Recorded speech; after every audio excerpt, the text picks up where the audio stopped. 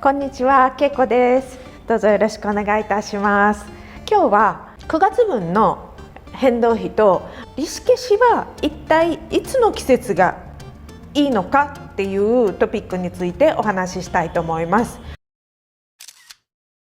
先月分、9月分の変動費なんですが、合計で25,000円弱使いました。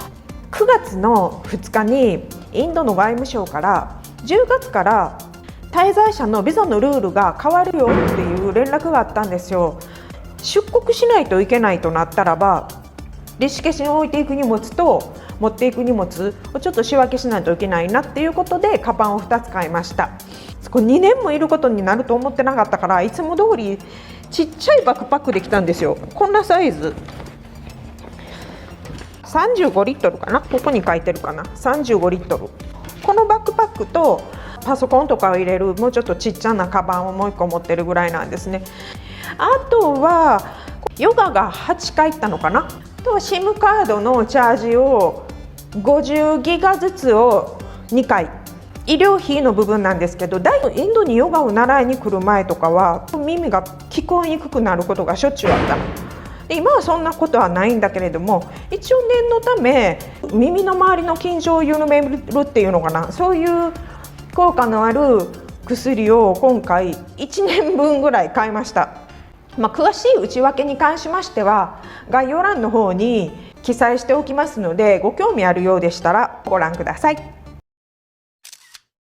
利子消しに来るのいつの季節がいいのっていうことなんですけれども、日本でいうところの春と秋の季節、これがベストシーズンと言われてます。今は昼間なのでこの格好でいられます。最高気温が30度下ったのが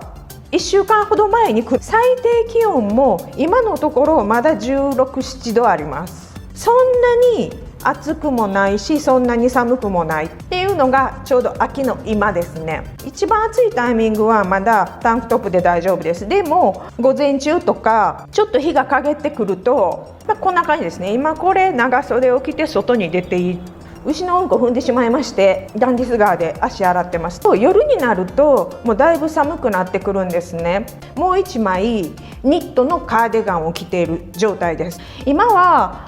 湿度たまにね 40% 切ることもあるぐらい、結構もうカラッとしてきました。ですのでね、ガンジス川の周りのベンチとか道端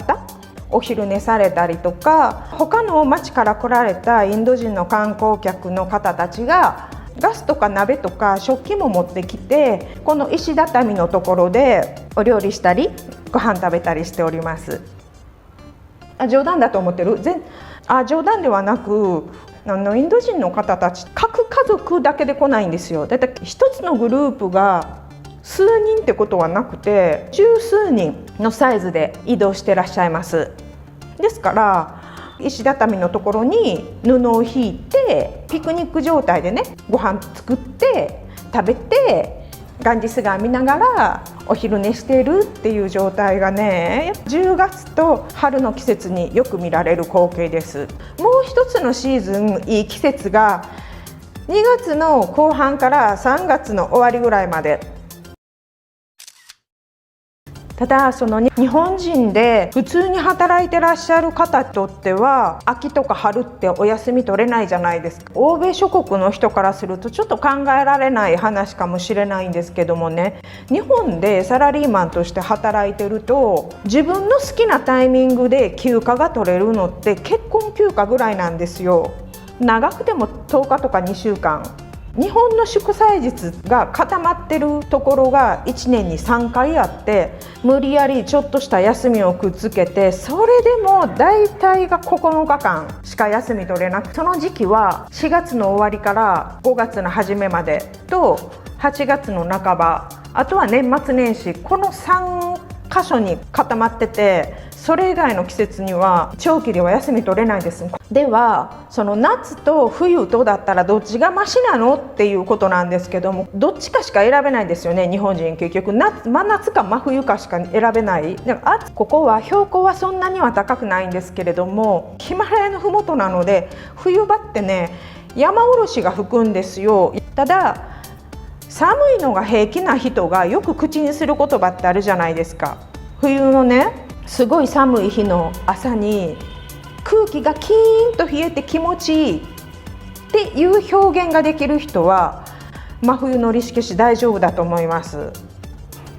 だけど私がそうなんですけど、冷たい空気が鼻の中に入った瞬間にもうなんかもうツンとして目が痛くなるとか、寒い季節に熱を出して寝込んだ嫌な思い出が蘇るとか、そういう人は真冬は避けた方がいいかもしれない。では夏はっていうと、4月の後半から9月の半ばぐらいまで、この5ヶ月間、5月の頭の段階では湿度はすごく低いです。だから私は目も痛かったし、肌もピリピリして痛かった。6月後半からの3ヶ月は完全に雨季です。お部屋の中に普通に虫は出てきます。その虫を食べてくれるイモリとかヤモリも出てくる季節になります。一度洗濯しても3日ぐらいは乾かないし、すぐにカビ臭くなるっていうのが6、7、8ですね。それでも寒いのが苦手な人にとってはまだそっちの季節の方がマシかもしれない。暑いのが苦手な人、暑いともう頭がぼーっとして熱中症になるっていうような人は真冬の12月1月で大丈夫だと思います。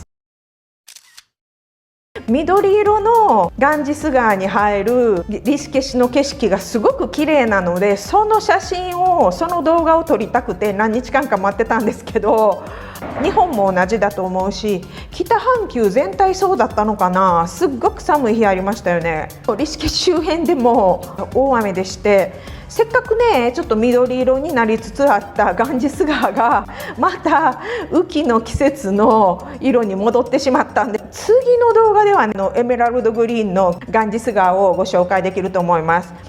本日もご視聴いただきましてありがとうございました。では失礼いたします。さようなら。